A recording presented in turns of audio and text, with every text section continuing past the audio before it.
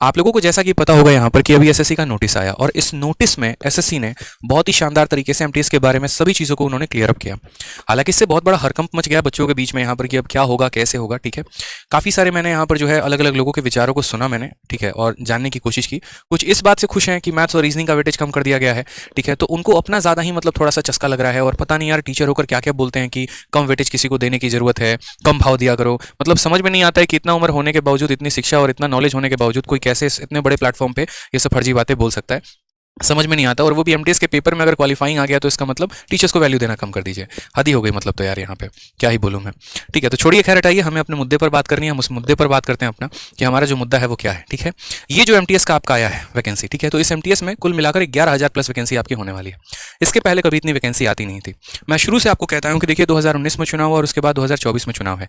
ठीक है, तो चुनाव के पहले गवर्नमेंट का जो है एक तरीके से कोशिश ये है कि हम ज़्यादा से ज़्यादा रोजगार दे पाएं, ताकि एक तरीके से वो अपना ये लूपहोल को करेक्ट कर पाएं। उनके ऊपर जो ये आरोप हमेशा लगता चला आ रहा था कि मोदी गवर्नमेंट ने वादा तो किया था कि हम 2 करोड़ रोजगार देंगे हर साल में, लेकिन वो पूरा नहीं कर पाए। तो उनकी कोशिश यहाँ पर यह है कि ज़्यादा से ज़्यादा वो भर्ती निकाल सकें। और अभी जो सबसे बड़ी कमीशन है यहाँ पर यूपीएससी के बाद वो एसएससी और रेलवे है, तो इनमें ज़्यादा से ज़्यादा भर्ती निकालें, उनकी ज्वाइनिंग भी बहुत जल्दी करवाएं। इसलिए आपने देखा होगा भी रेलवे में जो एनटीपीसी की भी ज्वाइनिंग हुई है वो बहुत जल्द हुई है, और एसएससी में भी जो हमारे हैं बाकी सभी के ज्वाइनिंग्स बहुत फास्ट हो रहे हैं। ठीक है, बात करते हैं तो इसमें हमारा 11,000 प्लस वैकेंसी है। फॉर्म जो है आपका 18 जनवरी से स्टार्ट हो गया और 17 फरवरी तक आपका फॉर्म भरा जाना है। ठीक है, फॉर्म के बारे में थोड़ा बहुत और देख लीजिएगा, यहाँ पर नीचे पूरा ब्यौरा दिया गया है, कोई भी गलती आपको फॉर्म भरते वक्त नहीं करनी है। ठीक है, अब इस फॉर्म को कौन भर सकता है? एक मैंने ये भी सुना कि पीएचडी वाले फॉर्म को भर सकते हैं, तो भाई पीएचडी वाले फॉर्म नहीं भर सकते हैं, इस बात को समझिए। ये फॉर्म जो है जो 10वीं बच्चा पास कर चुका है, जो 12th पास कर चुका है, जो ग्रेजुएट है, ज्यादा से ज्यादा एमएससी होगा वो कर पाएगा। कारण पीएचडी वाले क्यों नहीं भर पाएंगे? क्योंकि भैया उम्र उनकी नहीं होती है। यहाँ पर जो है 18 से 25 साल वाले ही इस फॉर्म को भर सकते हैं, और मुझे नहीं लगता कि भारत में कोई 25 साल में पीएचडी कर लेगा। ठीक है, तो जो यहाँ फॉर्म भरा जा सकता है वो मात्र एमएससी वाले स्टूडेंट तक ही भर सकते हैं, और एमएससी भी बहुत रेयर, इतना वो एमटीएस भरने आएंगे नहीं। ठीक है, तो जो कंपटीशन है वो आपका, जो भी बच्चा सीएचएसएल का पेपर देता है और सीजीएल का पेपर देता है, लगभग यूं समझ लीजिए उसका 70-80% बच्चा जो है एमटीएस का पेपर देता ही देता है। पिछले कुछ समय में एमटीएस का जो लेवल था वो काफी अच्छा लेवल पूछा जा रहा था, अगर हम मैथ्स में देखें तो, क्योंकि जब हम लोग क्वेश्चन सेट करते हैं तो हम देखते हैं मेंस लेवल में उतने तगड़े सवाल नहीं रहते जितने कभी कभी एमटीएस में क्वेश्चंस पूछ लिए जाते हैं। हालांकि एसएससी की बहुत अच्छी एक पहल है, मैं शुरू से कह रहा हूं कि आपका जो ये कोशिश है ये पूरा का पूरा सीटी में लेकर आना है। अभी मैं आपको आज ही के दिन एक और बात अनाउंस कर देता हूं कि देखिए सीजीएल चेंज हो गया, सीएचएसएल चेंज हो गया, एमटीएस चेंज हो गया, अगली बारी किसकी है? सीपीओ की। ठीक है, तो अगली बारी जो है मेरे भाई वो सीपीयू की है, और सीपीयू भी यहाँ पर क्या होगा, तुरंत ही अपने आप को इस पैटर्न पर बदल के लेकर आएगा। क्योंकि यहाँ पर मुझे नहीं लगता कि इस तरीके से जो ये अभी पैटर्न चल रहा है वो बहुत सही है कि इंग्लिश का अकेले 200 नंबर का मेंस लेकर उसके बाद जो है वहां पर आपको क्वालिफाई करवाना। तो इंतजार कोई बहुत बड़ा नहीं है। हालांकि इंग्लिश भी बहुत जल्द अपने लेवल पर आने वाला है, जो 200 नंबर का हमारा इंग्लिश होने वाला था वो भी अपने लेवल पर आ जाएगा, और ऐसा आएगा कि यहाँ पर बाकी सब्जेक्ट को भी इक्वल वेटेज देके मेंस में वैल्यू दी जाएगी। बात यहाँ पर सब्जेक्ट की लड़ाई नहीं है, बात यहाँ पर कैंडिडेट की भलाई के बारे में बात है कि यहाँ पर एक कैंडिडेट कैसे अब सिलेक्शन ले सकता है। जिस तरीके से हमारा पैटर्न बदला है और जिस तरीके से यहाँ पर रुझान आए हैं, ठीक है, एक तरीके से, तो अब यहाँ पर हम कैसे सिलेक्शन ले पाएंगे। अगर मैं मानो कि एक स्टूडेंट हूँ, 10वीं पास मैंने किया है, तो मेरा एमटीएस में सिलेक्शन कैसे हो सकता है। ठीक है, और क्या क्या जो मेजर चेंजेस हैं हम सारी बातें करेंगे अगले 5 मिनट में, मैं आपको पूरा क्लियर अप करूंगा। तो एमटीएस के बारे में जो सबसे पहला चेंज आया, पहले क्या होता था कि जिस तरीके से सीजीएल और सीएचएसएल का आपका पेपर होता था, प्री का पेपर होता था, चारों सब्जेक्ट आपके पूछे जाते थे, अभी भी उसी तरीके से चारों सब्जेक्ट का पेपर होगा। लेकिन पहले जो है वो आपके टोटल नंबर उनमें काउंट होते थे, अब उनमें जो है थोड़ा बहुत चेंज आया है। और चेंज के बारे में अगर हम बात करते हैं यहाँ पर, ठीक है, तो चेंज वाला पेज कहाँ है, कितना नंबर पे है?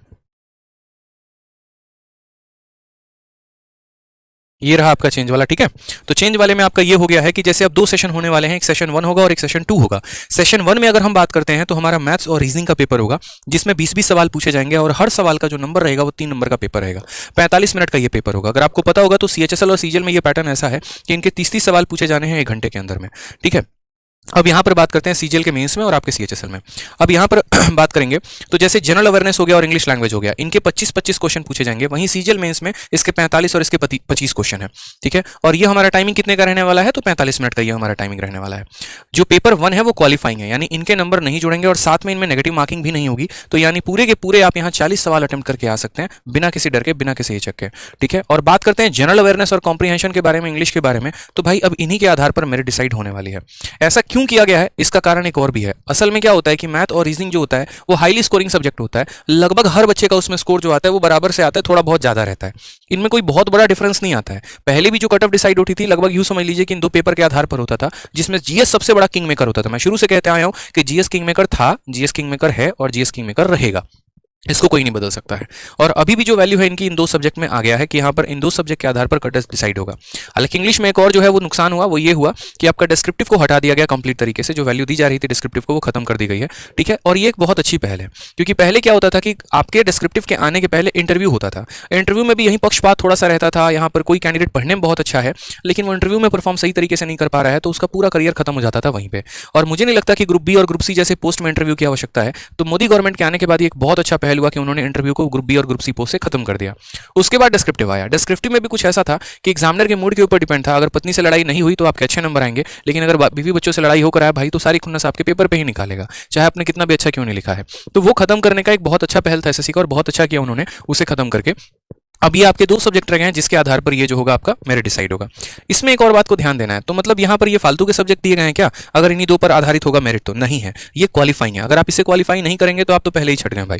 ठीक है, तो इसे क्वालिफाई करना बहुत जरूरी है। ठीक है, और ये सिर्फ और सिर्फ एमटीएस के लिए है, लेकिन क्वालिफाइंग सीएचएसएल और सीजीएल के लिए नहीं है, टेंशन मत लो। वहां पर अभी भी मैथ्स और आपका रीजनिंग का वही रोल है जो पहले था, तो ये बहुत इंपॉर्टेंट है। इतना जो सिलेबस है आपका वो दिया गया है। इसके बाद जैसे मान लीजिए फिजिकल टेस्ट होगा, और वो उन लोगों के लिए होगा जो हवलदार की तैयारी करेंगे। उसके बारे में यहाँ पर पूरा जानकारी है कि 1600 मीटर 15 मिनट में भागना है, और ये सारी बातें यहाँ दे रखी है। ठीक है, तो ये सारी आपका जो है वो नोटिफिकेशन है। आप